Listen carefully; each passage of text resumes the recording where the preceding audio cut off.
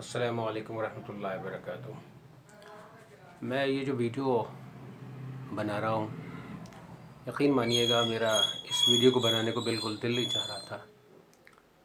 کیونکہ اس ویڈیو کے پیچھے میرا مقصد کسی کو شرمندہ کرنا یا ذلیل کرنا نہیں ہے،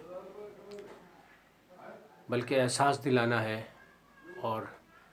تھوڑا سا لوگوں کو سمجھانا بھی ہے کہ اصل ہماری ہمدرد کون لوگ ہیں۔ کل میں اپنی بیٹی کے ساتھ الحمدللہ، جس نے گولڈ میڈلسٹ ہے، اس نے ڈی فارما کیا، اس کے بعد بی فارما کیا، جوہر یونیورسٹی کے اندر اس نے اپلائی کیا تھا لیکچررشپ کے لیے۔ اسے انٹرویو کے لیے کال کی گئی۔ الحمدللہ میری بیٹی کی اور بھی بہت سی جگہ جاب لگنے کا پہلے ہی، یہاں تک کہ جس کالج میں وہ پڑھتی تھی اس کے چیئرمین نے کہا تھا کہ آپ کی بچی جس دن بھی فارما کمپلیٹ کر لے گی ہم اس کو جاب دے دیں گے۔ لیکن چونکہ ہم نے اپنے بچوں کو شریعت اور سنت کی تربیت دی ہے، مجھے لگتا تھا کہ وہاں بہت مشکل سے میں پڑھا پا رہا تھا، کیونکہ میری بچی حجاب میں رہتی تھی اور اللہ سے میں دعا کرتا تھا۔ خیر اللہ کا احسان ہوا، وہاں اعتراضات بھی ہوئے، لیکن بیچ میں کرونا کی وجہ سے اجازت مل گئی، اور اللہ کا احسان تھا کہ اللہ نے وہ بی فارما کا کورس میری بچی کا کسی بھی طرح کمپلیٹ کرایا۔ ہمیں بڑا فخر تھا جوہر یونیورسٹی پر، اور میں یقین مانیے گا سیاسی اختلافات اپنی جگہ ہو سکتے ہیں، لیکن میں نے یونیورسٹی کے لیے بڑی دعائیں کرتا تھا، اللہ سے دعا کرتا تھا کہ اللہ اس پر کبھی آنچ نہ آئے۔ کل جب میں اپنی بچی کے ساتھ اس انٹرویو دلانے کے لیے گیا تو سب سے پہلے وہاں کے جو بی سی انہوں نے کہا بھائی یہ برقع آپ کی بچی، تو میں نے کہا سر ہم تو اسی شرط کے ساتھ یہاں پڑھائیں گے، اور اگر ہمیں جاب ہی کرانا ہوتی تو کہیں اور بھی کرا دیتے، لیکن ہمیں اندازہ نہیں ہے کہ وہاں پر ان چیزوں کو مانیں گے، لیکن یہ ہمارا اپنا ادارہ ہے۔ وہاں اعظم خان صاحب بھی موجود تھے۔ میری بیٹی نے بڑی بے باکی سے کہا کہ مجھے تو بڑا ناز تھا کہ میرا اپنا ادارہ ہے، ہمارا اپنا ادارہ ہے، یہاں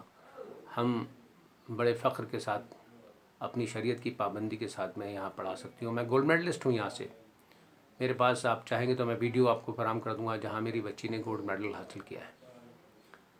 لیکن بڑے تکلیف کے ساتھ کہہ رہا ہوں کہ اعظم خان صاحب نے کہا کہ میں تو پہلے سے بدنام ہوں، پھر میرا ادارہ لوگ کہیں گے مدرسہ کھول لیا۔ بڑے درد کے ساتھ کہہ رہا ہوں کہ جو لوگ اپنے ادارے میں ہمیں حق نہیں دے سکتے تو وہ حکومت سے کیا حق دلائیں گے؟ ارے وہ تو ہمارے اپنے نہیں ہیں، وہ یہ سوچ کر ہم اپنے دل کو مطمئن ہوا کرتے تھے کہ چلو، لیکن یہ لوگ جو یہ کہتے ہیں کہ ہم بڑے قوم کے ہمدرد ہیں، ہم بڑے قوم کے مسیحا ہیں، اپنے ادارے میں جب یہ شریعت کے ساتھ نہیں پڑھوا سکتے۔ ارے بھائی ایک بات میرے سمجھ میں یہ نہیں آتی کہ تعلیم میں پڑھنے پڑھانے میں اگر ایک ہمارے سکھ بھائی اپنی مذہبی شناخت کو باقی رکھ کر پڑھا سکتے ہیں تو ہم کیوں نہیں پڑھا سکتے، اور وہ بھی ہمارے اپنے ادارے میں۔